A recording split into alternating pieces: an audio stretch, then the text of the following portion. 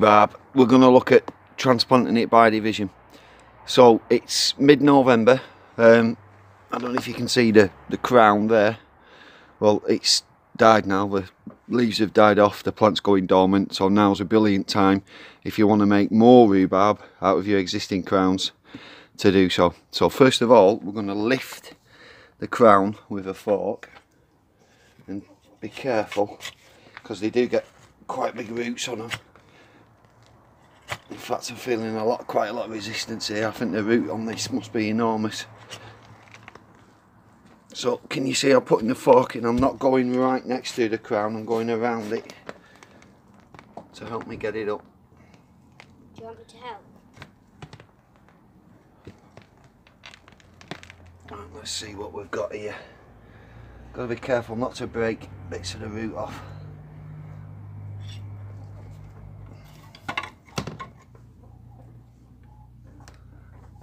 Oh, it's a big rooty one this, I can feel all the roots.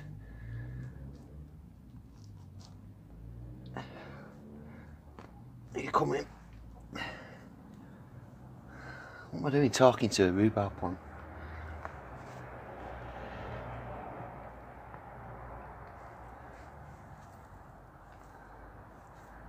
Right, do you know what? I'm wondering if we can do it without actually pulling it all the way out.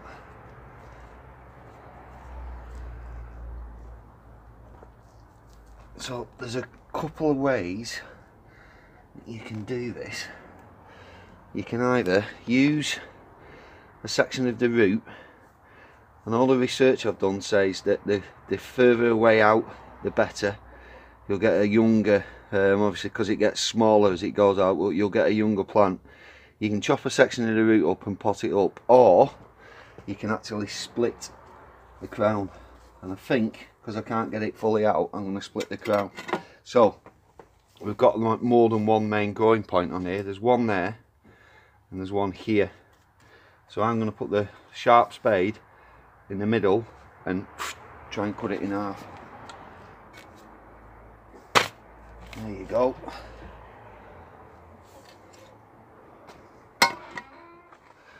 Right, so I've now got two separate sections, both with a growing point on. I'm going to pot this up and put that one back.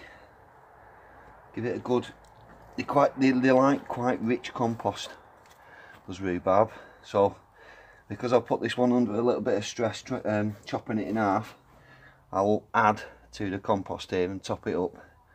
And then this one, with that growing point there and plenty of roots on it, I'm going to put into its own big pot with some really good rich compost, and hopefully next spring it'll start growing. Now when you've got a first year plant, the wisdom is that you're not supposed to harvest it at all. You let the plant grow, but all its energy will go into the root system, so that the year after it can sustain you harvesting the rhubarb from it.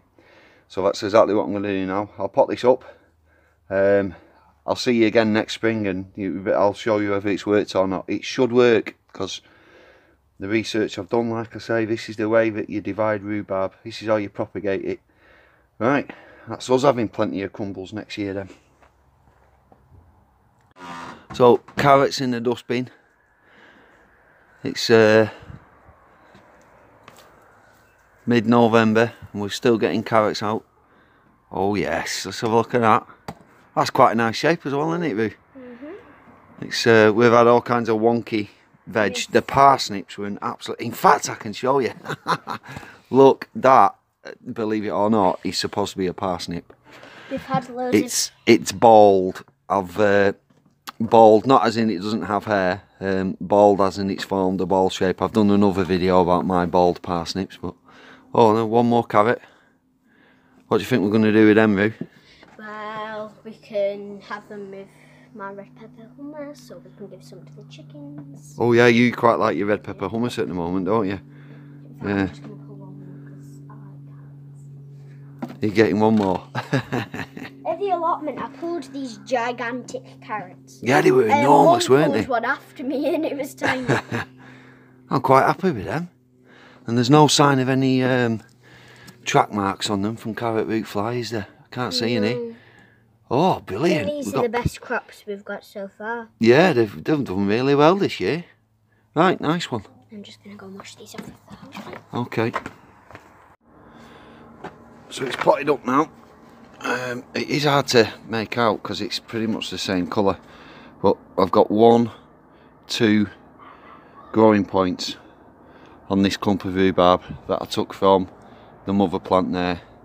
I've added some more compost to that, and then this is a pot full of our own homemade very rich compost. So I've given it a little bit of a water, but the plant's not going to do anything now. It's mid-November and it won't do anything until late winter next year. So I'm just going to leave it there and let nature take its course. And with a bit of luck, if I've cut it in the right kind of place, I mean, it was a nice sharp clean cut and there was plenty of root system on both the mother plant and the plant I've transplanted. With a bit of luck, this should start growing and be a nice new healthy young rhubarb plant, so we get even more rhubarb for my amazing wife to make her awesome rhubarb crumble with. Top tip, she puts a little bit of cinnamon into the crumble mix and it works a treat. Right, just giving away a family recipe secret there. Right, thanks for watching, guys. I've just got a set for the first time ever of false teeth for my bottom jaw, and that photo is me not quite really being used to them. I feel like they're struggling to fit my face, if you know what I mean. I'm not comfortable wearing them yet. So I'm going out and out for your sympathy here. If you feel sorry for me looking a little bit disadvantaged like that, just click on the subscribe button. From my new false teeth, thank you.